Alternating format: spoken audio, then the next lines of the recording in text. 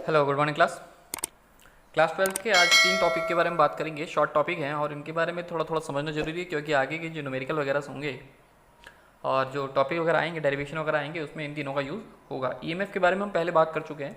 उसके बाद आज हम इंटरनल रेजिस्टेंस और टर्मिनल पोटेंशियल डिफरेंस के बारे में बात करेंगे। ईएमएफ की डेफिनेशन वगैरह हम यहाँ पर थोड़ा सा फिर से समझ लेंगे, और इंटरनल रेजिस्टेंस पहली बार आ रहा है यहाँ पर, और टर्मिनल पोटेंशियल डिफरेंस वगैरह सही, ये सब चीज़ें क्या है यहाँ पर हम क्लियरली इसको समझ लेंगे आज। फिर इसके बाद हम बाकी के आगे के टॉपिक में जाएंगे। ठीक है, तो ईएमएफ के बारे में मैंने पहले ही बताया था कि ईएमएफ सेल का पोटेंशियल डिफरेंस होता है, वो भी कब, जब की क्या हो, ओपन हो, यानी कि स्विच ऑफ हो। ठीक है, तो डेफिनेशन बनेगी EMF of the cell is the maximum potential difference. ठीक है, पहले समझ लेते हैं कि पॉजिटिव टर्मिनल और नेगेटिव टर्मिनल है बैटरी का। ठीक है, यहाँ पर सेल लिया हुआ एक हमने, तो जो करंट फ्लो होगी वो पॉजिटिव से नेगेटिव एंड की तरफ को इस तरीके से जाएगी। ठीक है, करंट की डायरेक्शन ये होगी। और जब स्विच ऑफ है, ठीक है, अभी ऑफ है, जब स्विच ऐसे पॉइंट लगा हुआ है तो इसका मतलब ऑन है, तो मान लेते हैं कि स्विच ऑफ है, तो सर्किट में कोई करंट फ्लो होगी ही नहीं, क्योंकि सर्किट ब्रेक है।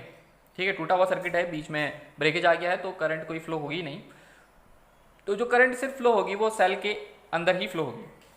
ठीक है, इस कंडीशन में सर्किट में जब कोई करंट जा ही नहीं रही, तो रेजिस्टेंस, ये वाला जो रेजिस्टेंस है, इसमें से कोई करंट नहीं जाएगी, तो पोटेंशियल में ड्रॉप होगा ही नहीं, पोटेंशियल कम होगा ही नहीं, सर्किट की वजह से कोई भी पोटेंशियल ड्रॉप नहीं होगा। तो इस कंडीशन में जब इस सेल में से कोई भी करंट ड्रॉ हो ही नहीं रही है, तो इस सेल का पोटेंशियल कम नहीं होगा, मैक्सिमम पोजीशन पर रहेगा, मैक्सिमम रहेगा। और मतलब कि हमने सर्किट में सेल यूज ही नहीं किया है, सेल नया है बिल्कुल, एकदम इस तरीके से रखा हुआ है। तब हम इसका क्या नापेंगे, ये वोल्टमीटर है, वोल्टमीटर से इसका पोटेंशियल नापेंगे। ठीक है, तो माना कि कुछ 2 वोल्ट के आसपास आ गया, पोटेंशियल 2 वोल्ट के आसपास आ गया, और जब हम इस सर्किट को कर देते हैं ऑन, ठीक है, स्विच को कर देंगे ऑन, तो सर्किट में करंट फ्लो होगी। तो उस कंडीशन में जो टोटल रेजिस्टेंस हो जाएगा उसमें आर भी ऐड होगा। तो अब सर्किट में से क्योंकि करंट जाने लग गई है, इसलिए तो पोटेंशियल क्या होगा, थोड़ा सा ड्रॉप हो जाएगा इस रेजिस्टेंस की वजह से, क्योंकि यहाँ रेजिस्टेंस में अगर करंट फ्लो होगी तो कुछ पोटेंशियल कम हो जाएगा। ठीक है, पहले मैक्सिमम था, कोई करंट फ्लो नहीं हो रही थी, तो उस कंडीशन में इसके पास जो पोटेंशियल था वो इसका अपना था। अब सर्किट में करंट फ्लो होने लगी है, तो यहाँ से पोटेंशियल कम होना शुरू हो जाएगा। तो उस कंडीशन में क्या होगा, यहाँ पर पोटेंशियल कम हो जाएगा, और फिर वापस से हम वोल्टमीटर से अगर हम मेजर करें तो उसमें पोटेंशियल हमेशा क्या होगा, 2 से कम होगा, क्योंकि 2 तो तब था जब सर्किट क्या था, ऑफ था, यानी कि स्विच ऑफ था। जब सर्किट ऑन करेंगे, स्विच ऑन करेंगे, तो क्या होगा कि इसका पोटेंशियल थोड़ा सा कम हो जाएगा। तो ईएमएफ क्या है, maximum potential difference. EMF of the cell is maximum PD, मतलब potential difference between the two electrodes,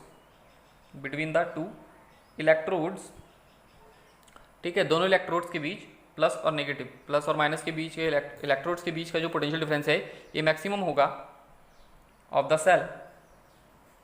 वो भी कब, when no current is drawn from the cell, जब सेल से कोई भी करंट ड्रॉ नहीं की जा रही हो, मतलब स्विच ऑफ हो, व्हेन नो करंट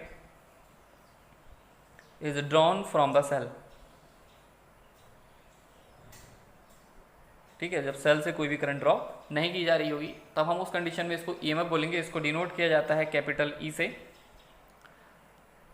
ठीक है, अब हम बात करते हैं इंटरनल रेजिस्टेंस की। इंटरनल रेजिस्टेंस, ठीक है, इंटरनल रेजिस्टेंस की बात करते हैं।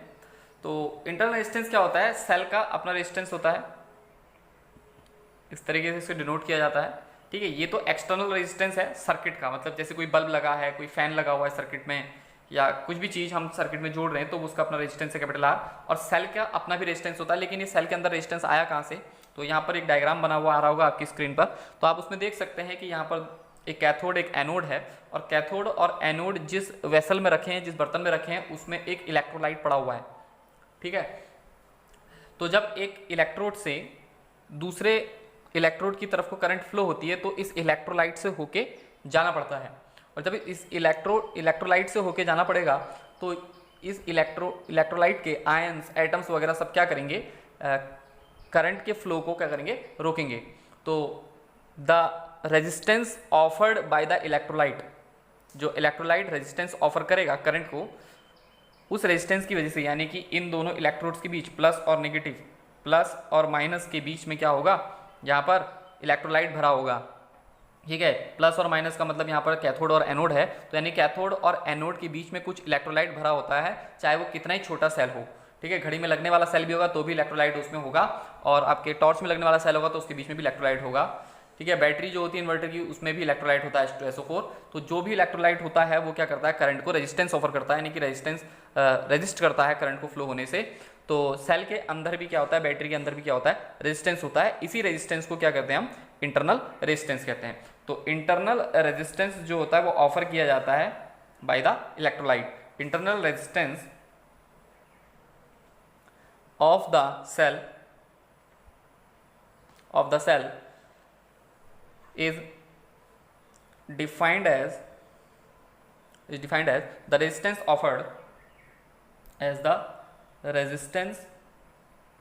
offered by the electrolyte। ठीक है, इलेक्ट्रोलाइट एंड इलेक्ट्रोड्स। ठीक है, जो मेटल के हम इलेक्ट्रोड्स लेंगे, ठीक, कैथोड और एनोड लेंगे, तो वो भी मेटल के बने हुए हैं, तो उसमें भी वो भी क्या करेंगे, रेजिस्टेंस ऑफर करेंगे। इलेक्ट्रोड्स ऑफ अ सेल, ठीक है, of a cell when the current flows through it, when the current flows through it. इसको हम स्मॉल आर से डिनोट करते हैं। ठीक है, स्मॉल आर इस तरीके से, यानी कि सेल अगर बना हुआ है और इसके नीचे हम इस तरीके से आर लिख दें, तो इसका मतलब ये रिप्रेजेंट कर रहा है सेल के इंटरनल रेजिस्टेंस को। ठीक है, अब हम बात करते हैं टर्मिनल पोटेंशियल डिफरेंस की। टर्मिनल पोटेंशियल डिफरेंस यहाँ पर मैंने बता दिया था कि जैसे हम स्विच को ऑन करेंगे तो इसका पोटेंशियल क्या हो जाएगा, पहले से कम हो जाएगा। ठीक है, जब स्विच ऑन होता है तो सेल के पोटेंशियल को ही हम टर्मिनल पोटेंशियल डिफरेंस कहते हैं, और जब स्विच ऑफ होता है तो उस पोटेंशियल डिफरेंस को हम ईएमएफ कह देते हैं। ये इसमें मेन डिफरेंस है। तो इस यहाँ पर थोड़ा सा एक डेरिवेशन भी है, तो वो भी देख लेते हैं। टर्मिनल पोटेंशियल डिफरेंस, ठीक है, टर्मिनल पोटेंशियल डिफरेंस। इस टर्मिनल पोटेंशियल डिफरेंस को हम इस कैपिटल V से डिनोट करेंगे। तो terminal potential difference of a cell is defined as the potential difference between the two electrodes of a cell in a closed circuit, यानी कि जब स्विच ऑन हो तो यहाँ पर क्या आ जाएगा, ईएमएफ की जगह पर डेफिनेशन वही रहेगी। Terminal potential difference of the cell is the potential difference between the two electrodes of the cell when the current is drawn from the cell, ये भी कह सकते हैं। ठीक है, तो टर्मिनल PD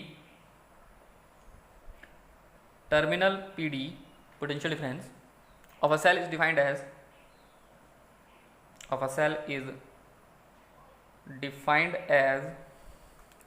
ठीक है, the potential difference between the two electrodes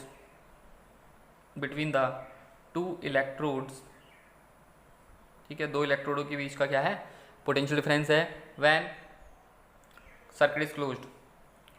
circuit is closed का मतलब क्या होता है कि करंट फ्लो होगी। सर्किट इज क्लोज्ड, यानी कि यहाँ पे लिख देते हैं स्विच इज ऑन। ठीक है, अब हम इसको डेरिवेशन को थोड़ा सा समझ लेते हैं कि, ठीक है, रिलेशन आ जाएगा इनमें, और इंपॉर्टेंट रिलेशन है V is equal to E minus IR। इसका मैं मतलब बताऊंगा अभी। ठीक है, तो वीडियो को एंड तक जरूर देखना इसको समझने के लिए। तो एक डेरिवेशन है इसका, डेरिवेशन यहाँ पर शॉर्ट डेरिवेशन कर लेते हैं। कंसिडर करते हैं एक सेल है जिसका EMF कैपिटल E है। Consider a cell of EMF E। ठीक है, EMF E का एक सेल है और इंटरनल रेजिस्टेंस इसका स्मॉल r है, and internal resistance small r ले लिया हमने। ठीक है, connected to the external resistor, और इसको कनेक्ट किया गया है कनेक्टेड टू द एक एक्सटर्नल रेजिस्टेंस है, जो कुछ भी हो सकता है। ठीक है, मतलब सेल का यूज़ हम जिस चीज़ के लिए कर रहे हैं, बल्ब जलाने के लिए कर रहे हैं, तो बल्ब भी एक रेजिस्टेंस है। इंटरनल रेजिस्टेंस कैपिटल R, और एक इसमें वन वे की है, एंड वन वे की, और एक की है। वन वे की का मतलब होता है जो एक ही तरफ को करंट को फ्लो होने देती है।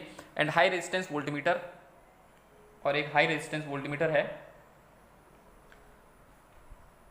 High resistance voltmeter. ठीक है,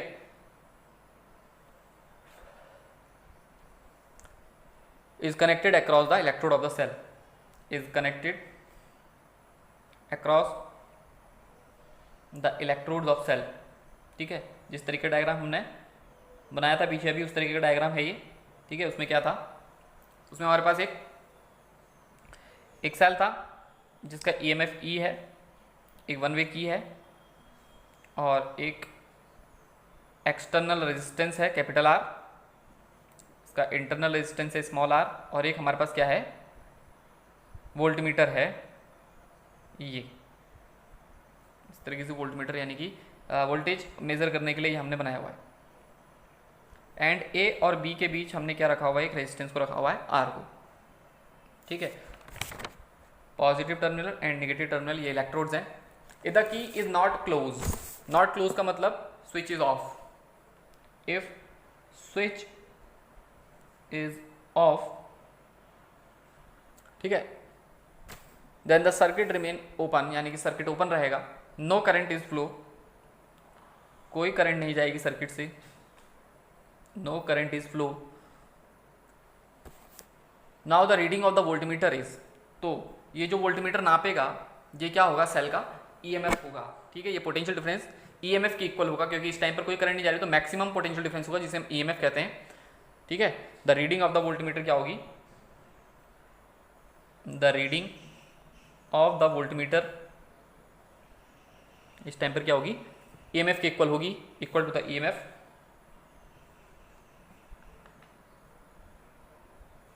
इक्वल टू द EMF के ही इक्वल हो जाएगी। ठीक है, यानी कि E, यानी कि इस टाइम पे रीडिंग जो है वो E के इक्वल है। तो इस, ठीक है, अब हम क्या कर रहे हैं, when the circuit is closed, circuit is closed का मतलब है स्विच ऑन कर रहे हैं। ठीक है, स्विच ऑन कर रहे हैं, तो इस कंडीशन में क्या होगा कि अब करंट यहाँ पर I जो है वो फ्लो लग जाएगी कैपिटल R से भी। तो इस टाइम पर सर्किट का जो टोटल रेजिस्टेंस होगा, नाउ टोटल रेजिस्टेंस, एक तो internal plus external total resistance, क्योंकि अब करंट इसमें से भी जा रही है तो टोटल रेजिस्टेंस हमें ये लेना पड़ेगा R प्लस R। अब पोटेंशियल डिफरेंस क्या हो जाएगा, पहले से कम हो जाएगा, potential difference across the internal resistance small r में कितना होगा, V इक्वल्स टू क्या होता है, IR। ठीक है, यानी कि यहाँ पर पोटेंशियल डिफरेंस कितना होगा, क्योंकि वोल्टमीटर यहीं पर लगा हुआ है तो हम इसी का नापेंगे। ठीक है, यहाँ पर लगा होता वोल्टमीटर तो कैपिटल R में नापता।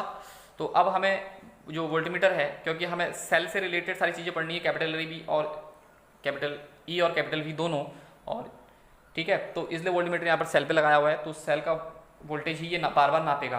तो क्योंकि अब सर्किट ओपन क्लोज हो चुका है, स्विच ऑन हो चुका है, तो इसका मतलब ये है कि जो यहाँ पर पोटेंशियल डिफरेंस होगा, पहले तो जब ऑफ था तो कैपिटल E था, अब क्या हो जाएगा IR, यानी कि थोड़ी सी रीडिंग क्या हो जाएगी, पहले से कम हो जाएगी, यानी कि इतना लॉस हो जाएगा।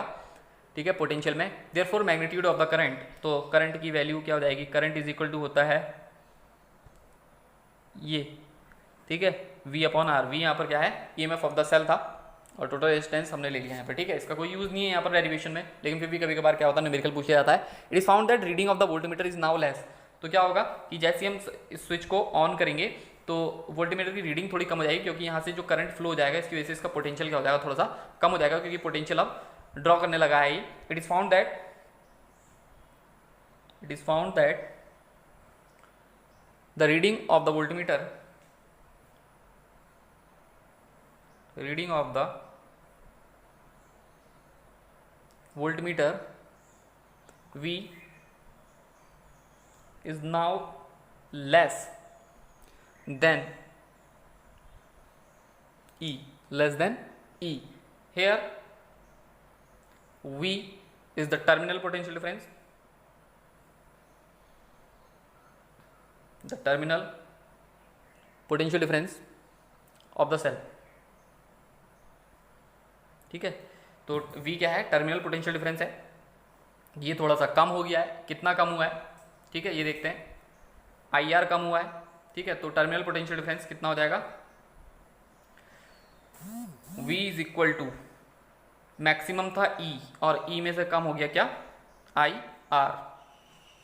ठीक है, IR कम हो गया जैसे हमने स्विच को ऑन किया।